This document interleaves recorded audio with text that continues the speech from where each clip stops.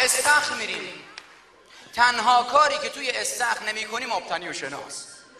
میشینیم این لبه استخر با هم شوخی میکنیم، جوک میگیم، سیب زمینی سرخ کرده سفارش میدیم. اون وقت اون ناجی غریق بیچاره 2 دقیقه انتهای تایم استخر سود میزنه بیان بیرون، همه میریزیم تو آب. تو 4 ساعت وقت داشته شکار داریم. چرا لحظه بازه؟ تو شالا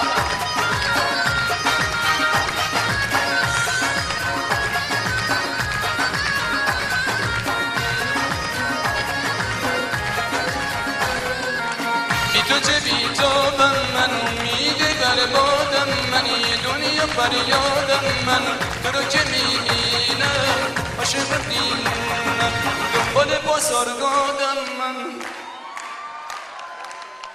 داشتم میگفتم حتی فیلم های ما ایرانی هم با همه دنیا فرق میکنه. در قسمتی از یک فیلم ایرانی مادره وایستاده توی قسمت داره گریه میکنه، پسره میره پدره رو بغل میکنه.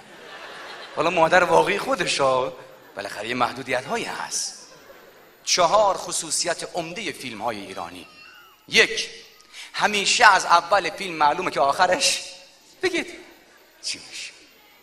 2، امکان نداره در یک فیلم ایرانی 2 نفر عاشق هم دیگه نشن. 3، شما هیچ وقت در یک فیلم ایرانی صحنه تصادف رو نمیبینی و صداشو میشنوی چون خرج داره. 4، یه دیالوگ حال به همزن و تکراری.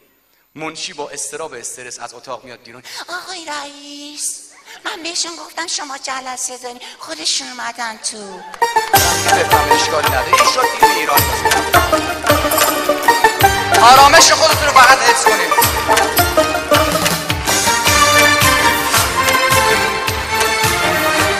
اگه باز به تو بد کرد بازم این سر گشته ایران ببخشیش که پشیدم. Very good.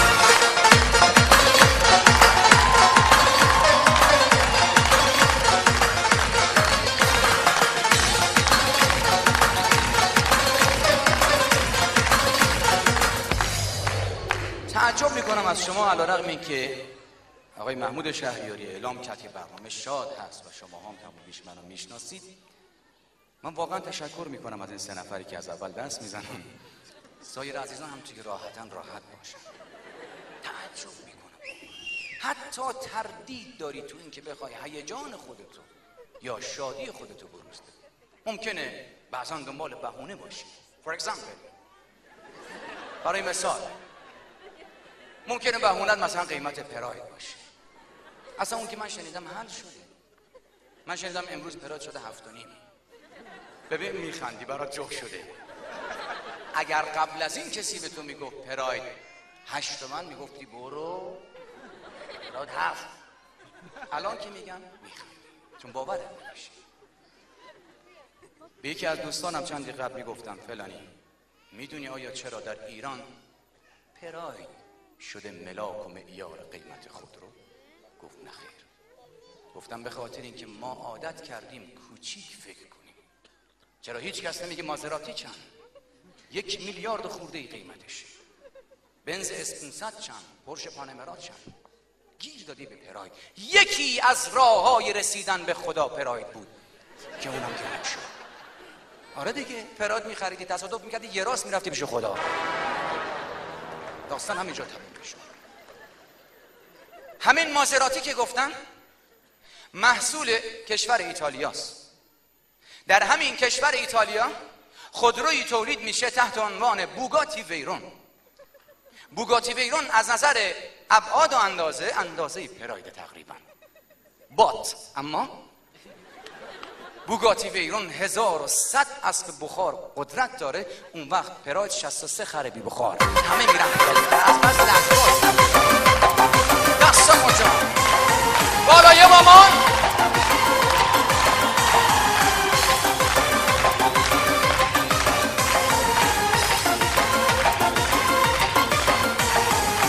منو اینجوری به من نگاه نکن، با نگاه قلب منو صدا نکن. منو بسه منو دیوونه نکن، ما تو دست باد شونه نکن. تو دریا دریا دریا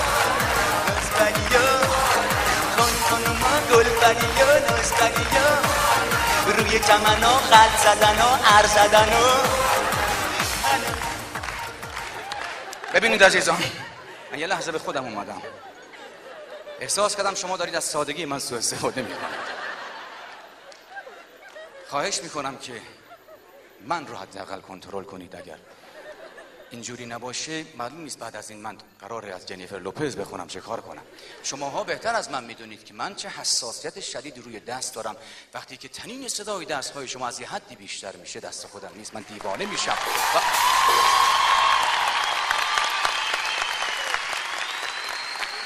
در ادامه صحبتم میخوام بگم که چقدر ما ایرانی ها انسان های باحالی هستیم. ببین این نمونش، جایی که نباید دست بزنی من دارم حرف میزنم دست میزنم. واقعا تحسین برانگیز این لجبازی شما. هر مشکلی که پیش میاد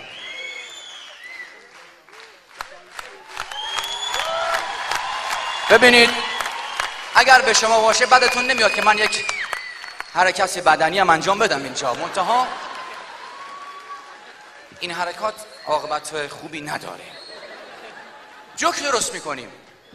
یکی از بچه های همسایه ما 2 تا پراید داشت، الان مدتی نیست، فکر کنم زده تو کار ساخت ساز رفته خارج. اینقدر این قضیه رفت بالا. بعد موضوع پسته پیش اومد، انقدری که همین محمود شهریاری برای من SMS زد. این روزها تقریبا دمدمای عید بود. اگر از کنار یک آجیل فروشی رد میشی و از پشت شیشه خشکبار چشمت به این کیسه های پسته های خندان میفته، اگه دلت شکست مارم دعا کن. تا حدی که حالت تقدس پیدا کرد این موضوع. منم برعکس دادم، من انقدر گرفتارم که اصلا نمیتونم به پسته فکر کنم، اما اگه تو پیاز دیدی و اشکت در اومد از من یادی بکن.